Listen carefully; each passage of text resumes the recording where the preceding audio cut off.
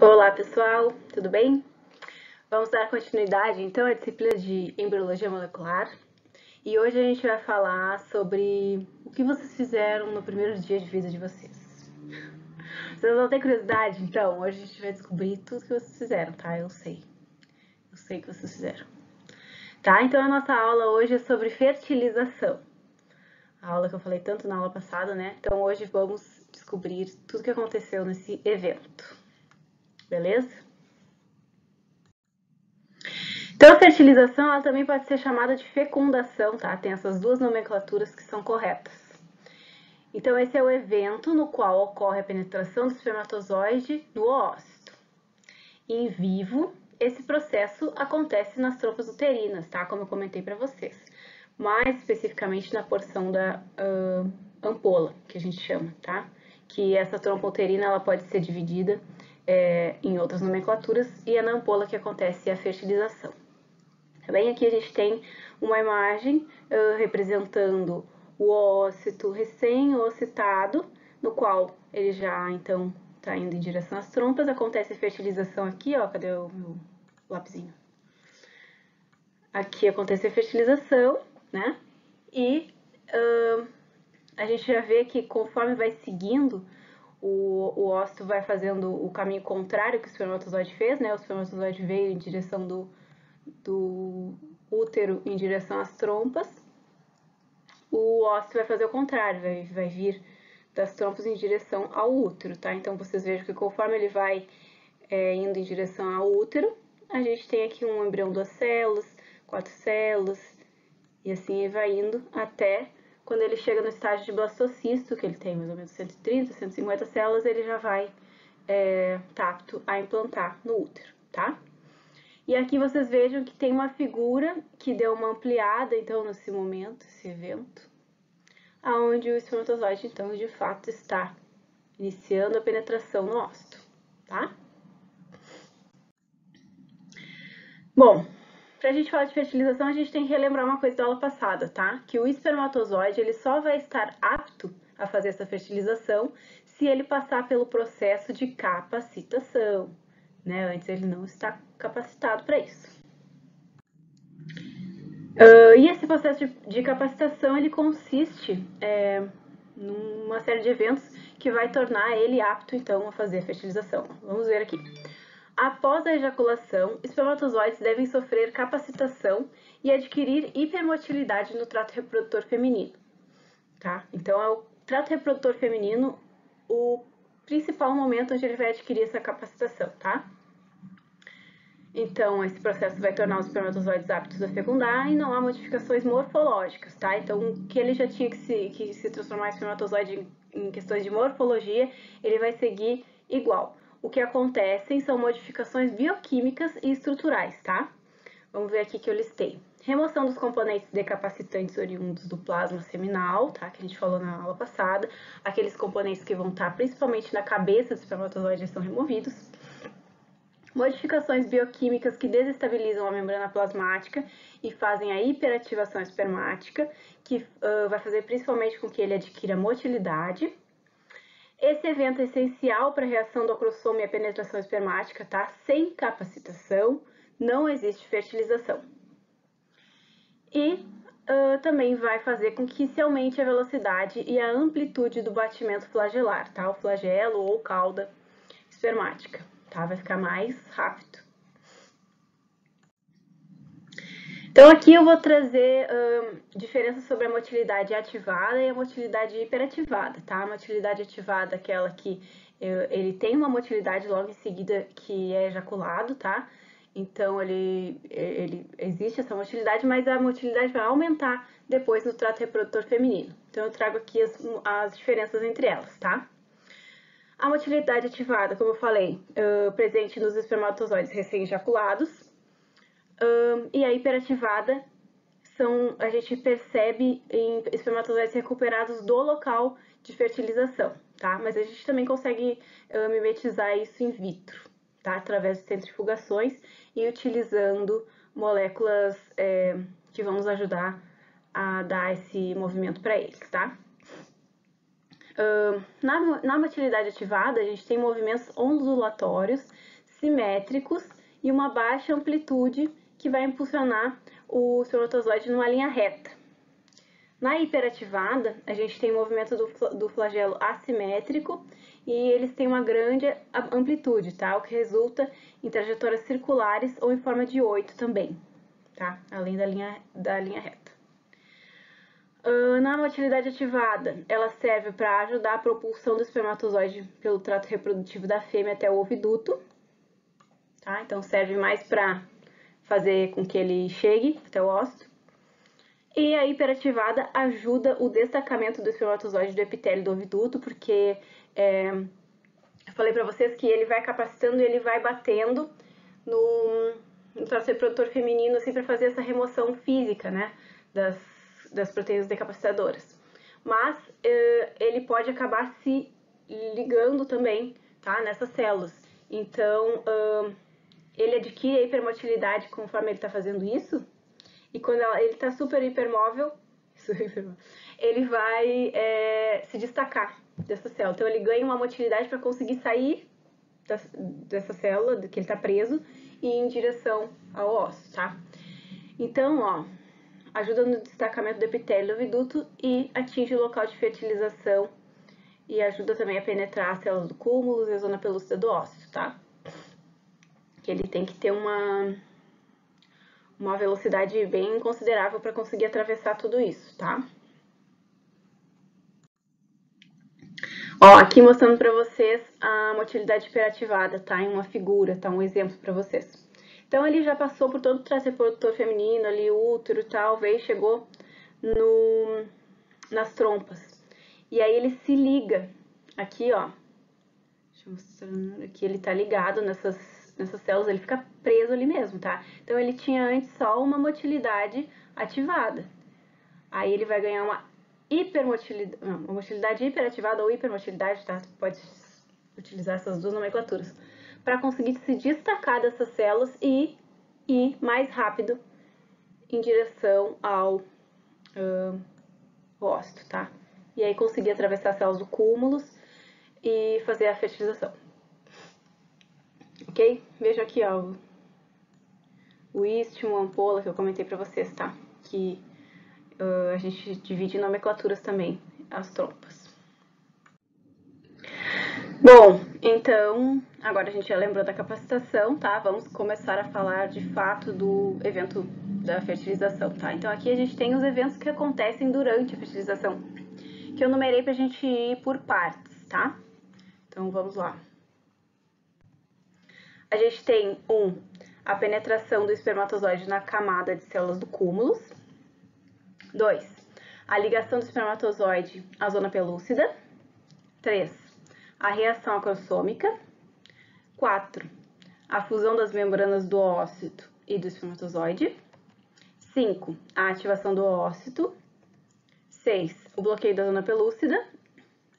E 7, a formação dos pronúcleos, ok? Então, esses eventos a gente são compreendidos dentro da fertilização.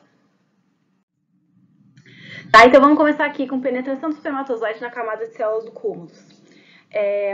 Você se lembra quando a gente falou na oogênese sobre a maturação dos ócitos? Um dos eventos que acontecia era a expansão das células do cúmulo, né? Então elas têm uma certa afinidade, assim, elas são bem juntinhas aqui, ó, com o ócito e tudo mais, mas essas ligações que elas têm com o ócito, ó, elas se desprendem um pouquinho quando ele tá maturado, tá? E aí eles se expandem e quem já teve a oportunidade de ver, assim, quando a gente trabalha com ócito, a gente vê que essa expansão das células do cúmulo faz até uma gelatininha, tá? Parece uma coisa gosmentinha, assim. E isso é devido a uma enzima que elas produzem, as células do cúmulo produzem, que é o ácido hialurônico. Não, não é uma enzima, é um componente que é o ácido hialurônico, tá? O que acontece? Existe uma enzima, e agora sim, uma enzima que consegue degradar esse ácido hialurônico, que é a hialuronidase. Então, por isso, os espermatozoides conseguem produzir essa hialuronidase para ajudar eles a penetrar por essas camadas de células do cúmulos, tá? Então, olha aqui, o que eu escrevi? Células do cúmulos produzem ácido hialurônico que ajuda a reunir as células em uma matriz pegajosa no entorno do ósseo. E a hialuronidase, então, vai ajudar eles a penetrar essa camada, tá? Além da hialuronidase, que ajuda bastante, eles têm os próprios movimentos espermáticos da hipermotilidade, tá? Então, isso também ajuda a ultrapassar a barreira de células do cúmulo. Então, o que eles têm que fazer, olha aqui na figurinha, é penetrar essa camada, que aqui está representada com 3 camadinhas, tá? Barbadinha. Mas na vida real, se tu coloca em proporção, assim, é legal da gente ver em aula prática. Quando der, a gente vai fazer. Mas é legal de ver o tamanho do ócito, na verdade, o tamanho do espermatozoide frente ao ócito, tá? O caminho que ele tem que percorrer, na verdade, para ultrapassar todas aquelas células do cúmulos e fazer, de fato, a fertilização, tá? Então, é um caminho bem longo, tá? Que a gente está representando na figurinha de forma mais simples. Bom, segundo evento que eu trouxe aqui para vocês é a ligação do espermatozoide à zona pelúcida, tá? Então, a zona pelúcida, você se lembra que é aquela camada glicoproteica que fica no entorno do ósseo para proteção, mas ela não é, assim, uma coisa lisa, tá? Sem nada. Ela tem alguns receptores, e dentre esses receptores a gente tem esses aqui, tá? Que é o ZP3, o ZP2 e o ZP1, tá? Eu não coloquei aqui nessa ordem porque eu esqueci da ordem dos números, tá? É porque eu coloquei na ordem com que esses receptores são utilizados pelo espermatozoide, tá?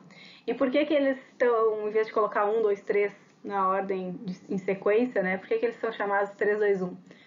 Porque eles foram sendo descobertos aos poucos. Então, primeiro se descobriu o ZP1, que depois foi saber que ele é o último no evento, tá? Na ordem do evento.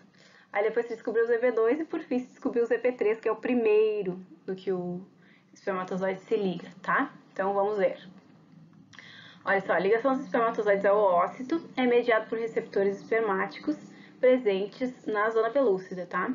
Então, o ZP3 permite a ligação espécie específica do espermatozoide e desencadeia a reação acrossômica, tá? Que a gente vai ver em seguida. Que se trata. Eu tô tratando aqui as coisas aos poucos, né? Tipo, um pouquinho, uma coisa de cada vez, mas lembrando que tudo acontece muito rápido, tá? Então, ele se liga a ZP3, olha aqui a representação, tá? Da ZP3. Ainda com a corossoma íntegro, ó. E aí, depois disso, ele vai se desencadear a reação acrossômica, tá?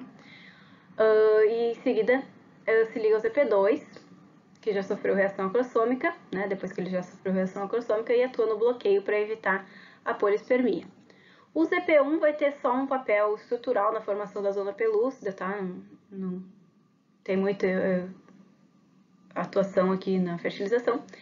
Em camundongos, por exemplo, o ZP1 serve como um filamento que liga ZP2 e ZP3, tá? Então, de fato, ele não tem muita relação assim com o espermatozoide, tá? Mas o que eu quero chamar a atenção para vocês, principalmente desse evento, tá? É a ZP3, que vai ser importante para a ligação espécie específica. Então, vamos supor que a gente vai fazer uma FIV e se engana lá, coloca ócito de camundongo e espermatozoide bovino. Não acontece a fertilização por causa que ele não reconhece a ZP3 da sua espécie, tá?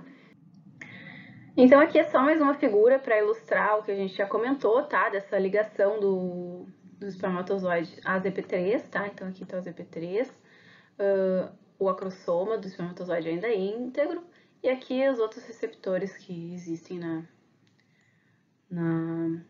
zona pelúcida, tá? Que é chamado de Z, Z1, Z2, mas geralmente é ZP, tá? E aqui as reações, tá? As outras etapas da fertilização que a gente vai comentar em seguida.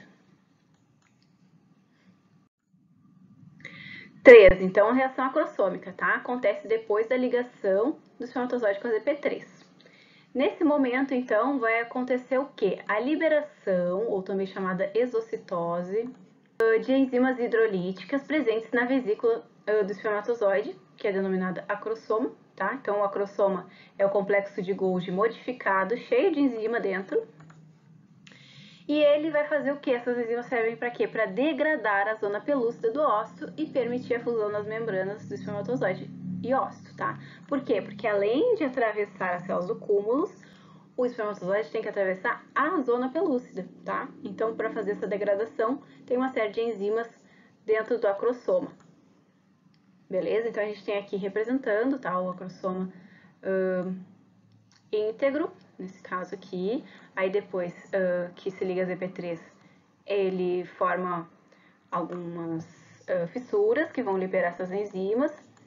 E a gente tem a reação da reação acrossômica acontecendo, beleza? Então, aqui também, de novo, só mostrando para vocês o acrossoma, essa segunda figurinha. Bom, aí aqui só para mostrar para vocês que a liberação dessas enzimas que estão dentro do acrossoma, ela acontece também pela fusão, tá, da membrana plasmática do espermatozoide com a membrana externa do acrossoma, tá? Então, essas membranas, elas acabam se fusionando porque o acrossoma liberou todo o seu conteúdo, tá? Então, bom, a liberação das enzimas vai fazer com que aconteça uma dissolução da camada glicoproteica do ócito e, com isso, a penetração na zona pelúcida, tá? Então, a gente tem aqui uma representação, olha só, de um espermatozoide de um formato não convencional que a gente conhece, tá? Então, esse espermatozoide aqui vai se ligar à zona pelúcida e vai liberar essas enzimas e vai conseguir atravessar a zona pelúcida.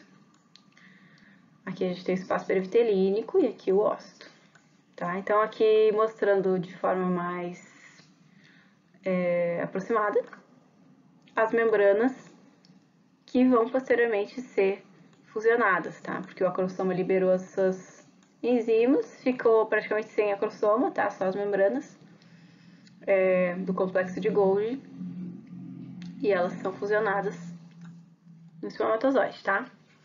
Aí vocês perguntam quais são essas enzimas? São várias enzimas, mas aí aqui eu trouxe as principais: acrosina, hialuronidase, colagenase, proteinase ácida, fosfolipase C, tá?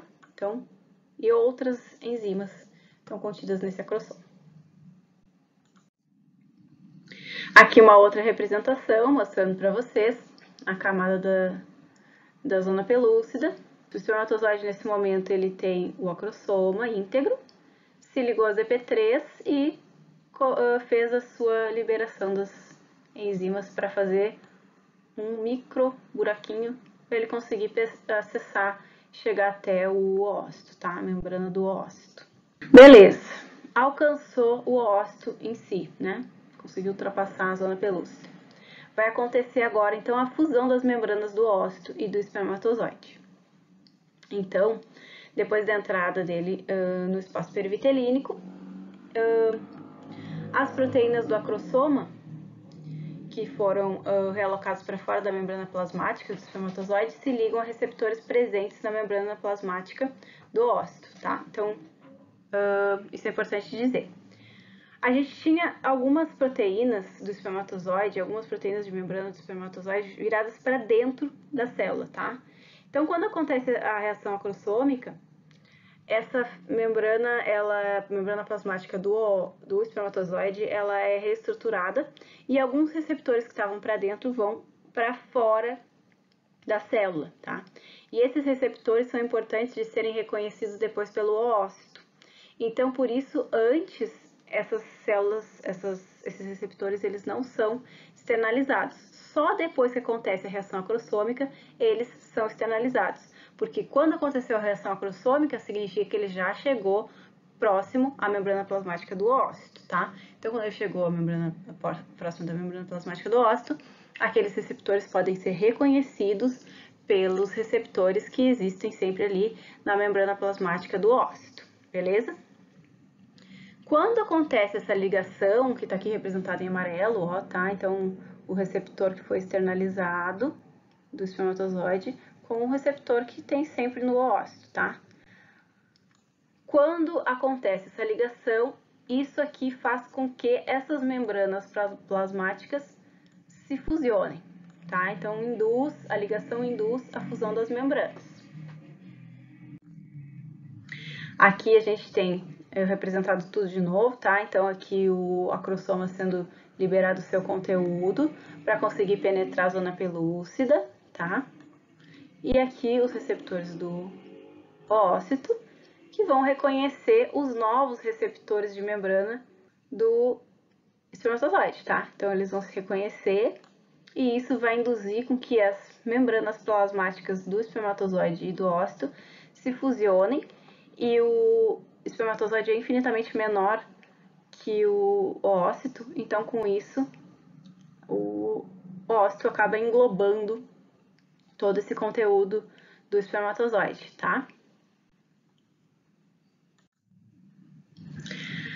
Bom, uma coisa que é importante de ser comentada é que todo o conteúdo do espermatozoide ele é incorporado pelo ósseo, tá? Porque vocês lembrem que eu falei para vocês que todo o espermatozoide ele é coberto de membrana plasmática, tá? Então é a mesma membrana que vem daqui, que vem aqui, que faz a volta na cauda, tá? Então tudo isso aqui é membrana, tá? Então essa membrana toda vai ser incorporada pelo ócito e todo o conteúdo que está dentro do espermatozoide acaba entrando para dentro do ósseo, tá? Então por que eu falo isso? Porque existe um mito, sei lá, que a cauda do espermatozoide fica para fora, alguma coisa assim, tá? E não é bem assim que acontece, tá? Então, o que acontece é que a cauda, na verdade, as mitocôndrias que ficam ali na parte da peça intermediária, ela acaba sendo degradada depois porque estão em número menor, tá? E não vão ser utilizadas pelo embrião ou pelo ócito a partir de então. Então, por isso, essas mitocôndrias acabam sendo degradadas, enfim. E aí tem partes do espermatozoide que não são utilizadas, então eu não sei exatamente por que se fala isso, que a cauda fica para fora, mas ela não fica para fora, ela vai também ser incorporada porque é uma membrana plasmática, tá? Então toda a membrana plasmática é incorporada pelo ósseo, tá? E todo o conteúdo que existe no espermatozoide entra no citoplasma do ósseo. O espermatozoide penetrou nas células do cúmulos, chegou na zona pelúcida, atravessou a zona pelúcida porque teve a reação acrossômica, e aqui vai se fusionar com a membrana do ósseo. E aí tem esse formatinho aqui que eu tava falando pra vocês. Aí eu não sei se é isso aqui que dá a ideia de que fica com a cauda pra fora. Tá, mas não, isso aqui é só uma representação de que recém foi liberado o conteúdo, tá? Agora, aos poucos, isso aqui vai se transformar em membrana de ócito, tá? E aqui, ó, a gente veio até aqui. Agora a gente vai para as próximas partes, aonde a gente tem o bloqueio da polispermia, tá? Em seguida a gente vai ter aqui os pronúcleos sendo formados, tá? Agora a gente vai falar então sobre a ativação do ócito, tá? Quando acontece essa fusão das duas membranas e o conteúdo do espermatozoide entra no ócito, o ócito se dá por conta, opa, fui fertilizado. E isso faz com que ele ative e entenda que ele deve seguir no ciclo celular. Lembram que ele está parado em metáfase 2? Ele está parado em metáfase 2, então aquilo ativa ele. Olha, tem que seguir aqui e me dividir, tá? Então, ó, a fusão das membranas faz com que seja liberada uma fosfolipase exclusiva de espermatozoide no citoplasma ocitário, que é a PLC-zeta, tá? Uma proteína que é relativamente nova, tá? A descoberta dela. Agora não vou lembrar exatamente o ano, mas ela é recente, tá? Então essa fosfolipase, ela vai gerar uma primeira grande onda de cálcio liberado do retículo endoplasmático, tá? Então, o retículo endoplasmático, durante a maturação do ócito, ele também tem essa função, tá? De tocar o cálcio para ficar preparado no momento da fertilização. Então, ele faz uma primeira liberação de cálcio, tá? Em seguida que identifica lá o PLC-zeta, tá? Que ele se liga. E depois ele vai fazendo pequenas liberações de cálcio. A ativação do ócito, que se encontrava bloqueado em metáfase 2, né? Então, ele, a partir do momento que ele é ativado, ele continua no ciclo celular, principalmente pela ação da PLCZ. Tá? Então, a gente tem aqui uma representação do espermatozoide chegando e se ligando, tá? Fazendo fusão das membranas. O PLCZ, então, vai ativar o fosfatidinoinositol bifosfato, que se liga ao inositol trifosfato e gera também diacilglicerol, para ativar a fosfocinase C. E o inositol trifosfato vai atuar no retículo endoplasmático para que ele libere cálcio e faça as oscilações de cálcio. As oscilações de cálcio fazem com que o ócito, então, seja ativado e volte ao ciclo celular para depois liberar o segundo corpúsculo polar, tá? E aí vocês lembram que eu falei que quando tinha o segundo corpúsculo polar, a gente sabia que o ócito tinha sido fertilizado, tá? Então, beleza. Bom, em seguida que acontece, então, essa ativação do ócito, uma coisa que tem que acontecer é o bloqueio da zona pelúcida, tá? Ela tem que ser bloqueada. Por quê? Para evitar a poliespermia. O que é a poliespermia? A entrada de mais de um espermatozoide no ócito. Então, já entrou um espermatozoide nesse ócito, a gente não quer que outro espermatozoide entre, porque isso pode fazer com que o embrião não se desenvolva, tá? Então, para fazer esse bloqueio, a gente tem dois eventos que acontecem, tá? O bloqueio rápido e o bloqueio lento. O bloqueio rápido é uma reação imediata e ela não é definitiva, tá? Serve só, como o nome diz, uma coisa rápida para tentar resolver o problema esse da polispermia, tá? Então, do que consiste? No influxo de sódio e cálcio para despolarizar a membrana do ócito e deixar ela positiva, tá? Com isso, vai diminuir a afinidade devido às cargas, tá? Do espermatozoide pelo ócito, dos demais espermatozoides que estão lá fora, tá? Para chegar. E o bloqueio lento, ele já é definitivo, tá? Só que ele demora um pouquinho mais para acontecer. Então, ele também acontece devido ao aumento intracelular de cálcio. E nesse evento a gente vai ter duas reações acontecendo, que é a reação cortical e a reação zonal. A reação cortical, acho que tem uma figurinha aqui que eu botei, deixa eu ver. Tá. A reação cortical consiste na exocitose, ou seja, liberação, tá, de enzimas e proteínas contidas nos grânulos corticais localizados na periferia do ócito. Não sei se vocês se lembram que a gente comentou durante a maturação citoplasmática que acontece nos ócitos, que os grânulos corticais, eles mudam de conformação. Então, eles estavam em outro lugar da célula e no momento da maturação, eles tomam esse local aqui, ó, que tá em vermelho, tá? Então, eles vão todos para a periferia do ócito. Então, toda a periferia do ócito, ela tem esses grânulos aqui perto da membrana plasmática, só esperando o momento deles liberarem esse conteúdo que está no interior deles, tá? Então, essa é a reação cortical, beleza? A reação cortical, então, que libera as enzimas, faz com que aconteça a reação zonal, tá? Então, as enzimas liberadas pela reação cortical provocam modificações na zona pelúcida que levam ao seu endurecimento e também a inativação dos seus receptores de membrana. Então, ele vai ficar mais difícil do espermatozoide conseguir atravessar essa zona pelúcida, tá? Então, com isso, os receptores, aqueles que eu falei para vocês, os EP3, os EP2, todos eles são removidos, eles são removidos ali da zona pelúcida e ela fica ligeiramente mais dura do espermatozoide conseguir atravessar, tá? Aqui uma representação para vocês do bloqueio rápido, tá? Que eu comentei. Então, o primeiro espermatozoide chega, a membrana está polarizada, o seu interior negativo e o exterior positivo. Então, depois que o primeiro espermatozoide consegue, então, alcançar essa membrana, ela muda a sua carga, tá? Ela despolariza. Então, ela vai ficar negativa por fora e positiva por dentro, tá? Isso faz com que num primeiro momento o espermatozoide não tenha afinidade por essa membrana. E aqui a representação do bloqueio lento, tá? Que acontece com ação principalmente na zona pelúcida, aonde acontece a reação cortical. Vocês vejam aqui os grânulos em verdinho, tá? Com seu conteúdo enzimático.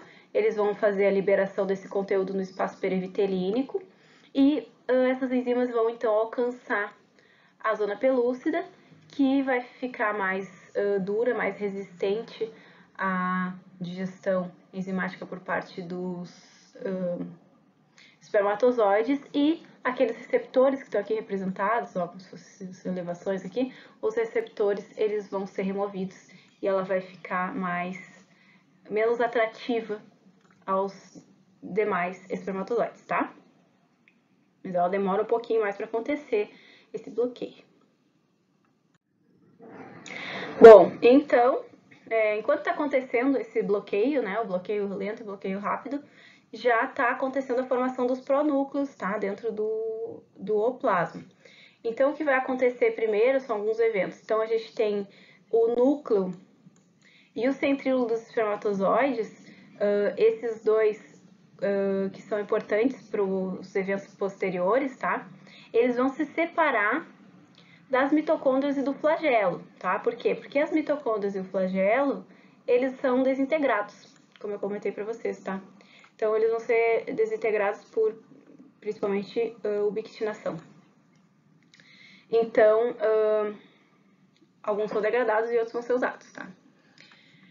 Bom, o núcleo espermático, ele vai ser descondensado, porque você lembra também que eu falei, né, na espermatogênese, que ele é muito condensado para ficar bem protegido aquele DNA, né? Então ele é descondensado e as protaminas vão ser substituídas novamente por estonas, tá?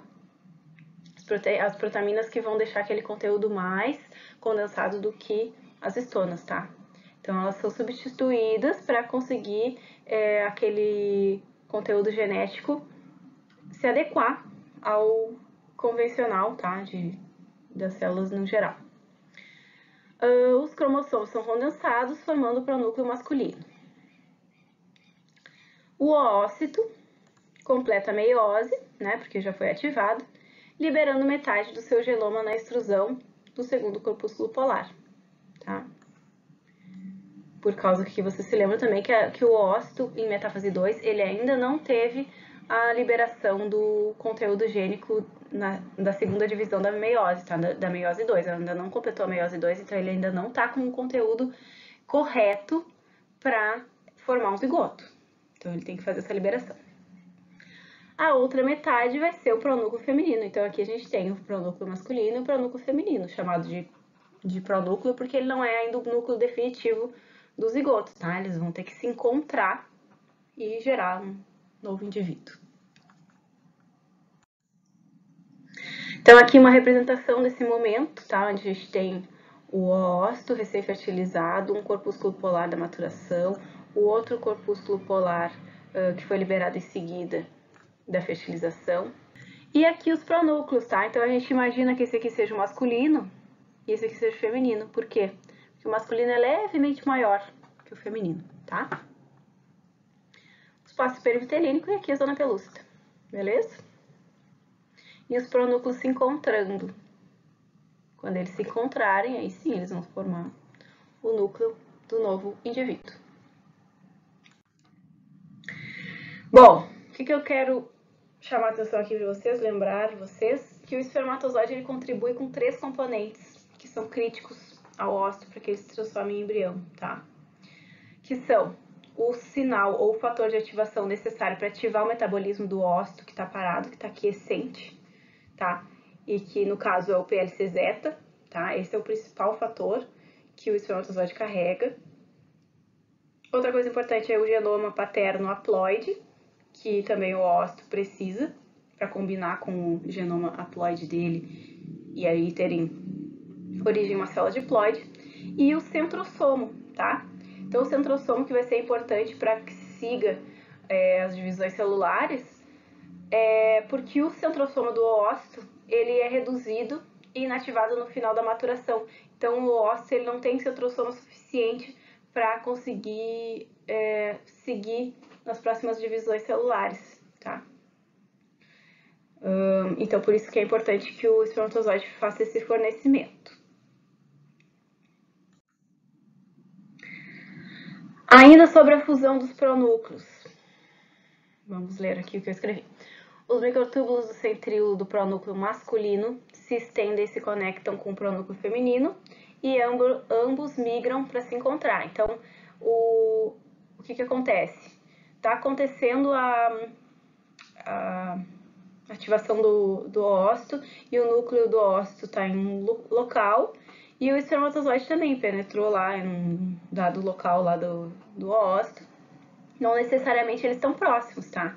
Então, o que eles têm que fazer é se formar esses pronúcleos e os pronúcleos vão migrar para se encontrarem, tá? Num geral, eles se encontram no centro do ócito. Então, o início da síntese de DNA, por causa que eles vão se juntar, vão se formar, e já tem que sair próxima célula, e a mitose aqui, rapidão, tá? Então, o início da síntese de DNA ele pode acontecer ainda na fase de pronúcleo. Eles podem estar os pronúcleos se encontrando e já sintetizando, dobrando essa quantidade de DNA, tá? Mas também pode acontecer depois da formação do núcleo zigótico. Não é uma regra. No encontro, os dois envoltórios nucleares, que vocês vejam que eles são bem delimitados naquela foto de antes, deu pra ver que eles são bem delimitados, tá? Dá pra ver bem certinho ali onde é o núcleo. Então, esses envoltórios nucleares, eles vão se tocar e se romper. Contudo, em vez de produzir um núcleo zigótico comum, a cromatina se condensa e os cromossomos que se orientam para o fuso mitótico comum já vão começar a se formar, tá? Então, ele não necessariamente vai se juntar e vai ficar um tempo ali parado se combinando. Não, ele já se junta e já faz o fuso para fazer a mitose. Vem metade cromossomo para cá, metade para cá, aquela loucura da mitose, tá? Então, eles têm pressa de se desenvolver. E aqui uma representação da união dos pronúcleos, tá? Então, eles são bem delimitados aqui, eu já falei pra vocês, né? Então, a gente tem o exemplo do pronúcleo masculino e do feminino. Não, tá errado. Aqui é o feminino em cima do haploide do ócito e o pronúcleo haploide do espermatozoide. Então, eles vão se juntar. Os centríolos do espermatozoide já vão se posicionando aqui para fornecer os filamentos para seguir as divisões celulares. Eles se tocam, se rompem e já se organizam para fazer uma divisão celular. Tá? Então, tudo bem rápido. E aqui eu coloquei para vocês, tá? Uma sugestão de vídeo que eu vou colocar na descrição aqui do vídeo do YouTube também, que fica mais fácil vocês clicarem, né? Que é um vídeo que descreve, que demonstra, assim, né, artisticamente, a fertilização. E eu sou meio chata pra essas coisas, porque sempre eu fico achando um problema, assim, não é bem assim que acontece. E esse é um dos mais fiéis, assim, que eu já vi, que mostra sobre a fertilização. Claro que existem vários vídeos, né, de fertilização, do caminho do espermatozoide até o óvulo e tudo mais. Mas esse, ele mostra até esse momento da divisão, tá, celular, da primeira divisão. Então, eu coloquei ele aqui como sugestão para vocês, tá? Se vocês conseguirem, por favor, acessem esse vídeo, é bem legal. Bom, então a gente falou de todos esses eventos que acontecem, dando enfoque para o que acontece em vivo. Mas eu quis trazer para vocês aqui, rapidamente, das técnicas de fertilização em laboratório, né? Que também acontecem e que a gente pode se utilizar, tá? Então, principalmente, são duas as técnicas mais famosas e mais utilizadas até em clínicas de reprodução humana, tá? Mas também utilizadas para animais. Que é a inseminação artificial, que a gente chama de inseminação artificial para animais, e a inseminação intrauterina. Qual que é a diferença da inseminação artificial para intrauterina? Artificial em animais e intrauterina para humanos, tá? Mas a técnica é praticamente a mesma, tá? O princípio da técnica, que agora eu vou comentar para vocês. E além disso, a gente pode fazer a produção in vitro de embriões, que pode ser realizada por fertilização in vitro ou por técnicas de micromanipulação, que eu vou comentar para vocês aqui quais são elas, tá? Então, a gente tem a inseminação artificial ou inseminação intrauterina, que consiste em simular o acasalamento natural, tá? Por quê? Porque a fertilização, de fato, ela vai acontecer no trato reprodutor feminino como se fosse uma inseminação convencional, tá? Como se fosse o acasalamento natural. O que acontece? Às vezes, a gente precisa utilizar essa técnica quando, por exemplo, a concentração de espermatozoides do parceiro é baixa, tá? Então, tô falando aqui no caso de humanos. Ou quando existe casais homoafetivos. Então, elas podem escolher o doador de sêmen que vai, então, fornecer a genética para que seja fertilizado esse ócito, tá? Dessa mulher, por exemplo, tá? Então, essa é uma alternativa. É uma alternativa mais barata a produção in vitro de embriões e até muitas vezes mais efetiva que a produção in vitro de embriões, tá? Por causa que quanto menos a gente modificar o que acontece na natureza, melhor, né? Então, por esse motivo, ela se torna interessante, tá? Então, em mulheres a gente faz por esses motivos, e em animais a gente faz porque é muito mais fácil, por exemplo, se a gente quer uma prole de um touro, vamos falar de touro aqui, de bovino, quer um touro específico, que é um touro premiado que que existe, sei lá, tá lá nos Estados Unidos. Então é mais fácil coletar o sêmen desse touro, congelar, trazer para o Brasil e fazer a inseminação de uma vaca, ou de diversas vacas, a gente pode fazer, do que trazer o touro, tá? Sem contar que, além da função de trazer um touro, imagina, ainda tem questões sanitárias, tá? Então, que a gente evita e pula com a inseminação artificial, tá? Então, ela é amplamente utilizada para animais, mas também é utilizada bastante para humanos, tá? E aqui eu comentei que mulheres não são hiperestimuladas, tá? Então, a hiperestimulação eu quis dizer na questão de forçar a mais de um oócito ser liberado num ciclo, tá? Então, eu não preciso fazer isso com mulheres, por causa que ela vai simular o que acontece naturalmente. Então, se ela oocitar um oócito, tá ótimo, né? Vai ter a gestação. Só que em animais a gente pode aproveitar e pode hiperestimular aquela fêmea e em vez de um oócito ela vai liberar 15, tá? Claro que ela não vai conseguir gestar 15 embriões, né? Não tem como. Então a gente vai fazer uma lavagem daquele útero, vai coletar aqueles embriões e vai transferir aqueles embriões para outras fêmeas. Inclusive até às vezes fêmeas de um porte, de uma qualidade genética mais inferior, assim, que a gente pode, no caso, deixar ela gestando, tá? Ela prenha.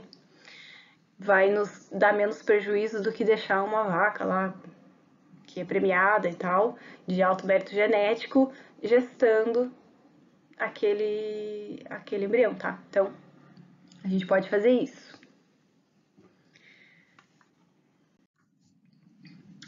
Na produção in vitro de embriões é diferente. Nesse caso, a gente tem que coletar o oócito e manipular ele em laboratório, tá? Então, no primeiro caso, né, na inseminação artificial ou inseminação intrauterina, a gente não vê o oócito, a gente não vê o embrião, a gente só vê o espermatozoide. Nesse caso aqui, a gente vê o ócito e a gente vê o embrião, então é mais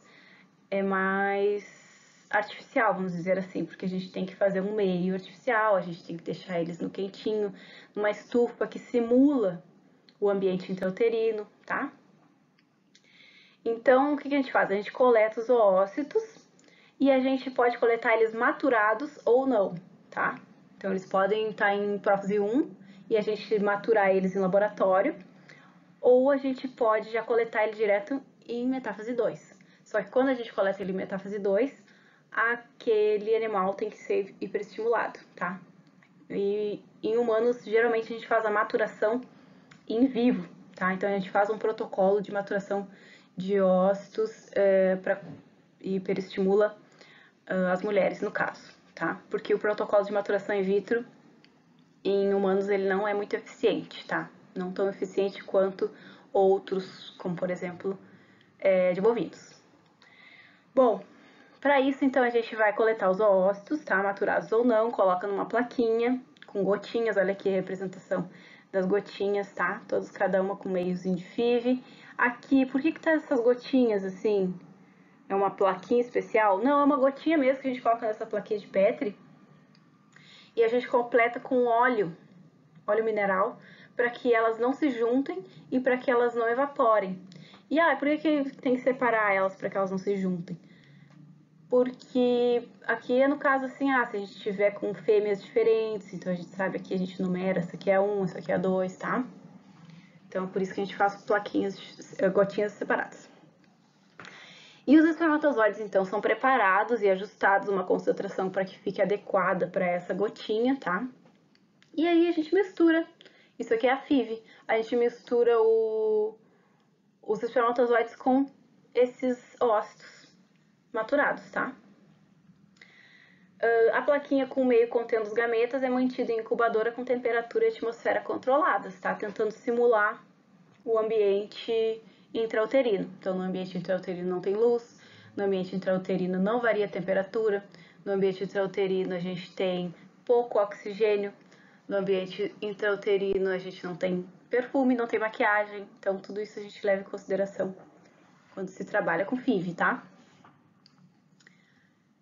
E sobre as técnicas de micromanipulação, então é uma alternativa à FIV. A FIV é um pouco menos, mais natural do que a ICSI, tá? Que é a técnica de micromanipulação mais usada atualmente. Então, quando não dá certo a FIV, a gente tem que recorrer à ICSI, tá? Porque na FIV a gente vai colocar um monte de espermatozoide junto com o ócito. E aí, mais ou menos simulando o que aconteceria na natureza, o espermatozoide que tiver mais apto dentre aqueles ali, existe uma seleção natural assim da natureza. O que tiver mais apto vai fertilizar primeiro. Mas na ICSI não é assim que acontece. Por quê? Porque é o embriologista que vai escolher qual é o melhor espermatozoide. E por morfologia, tá? Então pode ser que se acerte, pode ser que não se acerte, tá? Então, mas dá certo. Geralmente é tranquilo, tá? Também não é tão limitante assim. Mas só pra vocês pensarem, né? Então, quando é que a gente tem que recorrer às técnicas de micromanipulação? Quando os casais não têm sucesso devido a baixa concentração, motilidade, baixa motilidade e morfologia anormal dos espermatozoides, tá? Então, no que consiste? A gente vai utilizar de uma técnica, de um equipamento, na verdade, chamado micromanipulador, aonde a gente vai em microscópio, é um equipamento que é associado, acoplado ao microscópio, a gente vai conseguir com o equipamento de joystick fazer a manipulação de microagulhas, tá? Então tem uma microagulha que é mais grossinha, eu não sei se eu acho que eu não botei foto disso aqui, que é uma mais grossinha, que é chamada holding, que vai segurar o ócito, e uma outra bem fininha, que serve para pegar o espermatozoide e penetrar dentro do ósseo e largar o espermatozoide ali, tá? O que acontece? A mais utilizada, como eu falei pra vocês, é a ICSI. na verdade, é praticamente a única utilizada, tá? Só que existiram já outras técnicas que foram prévias aí, que eu quis trazer aqui para vocês, só para vocês conhecerem, tá? Então, a gente teve a primeira que foi desenvolvida foi a PZD, que consiste só em fazer um furinho na zona pelúcida, tá? Para que o espermatozoide facilite a entrada deles, tá?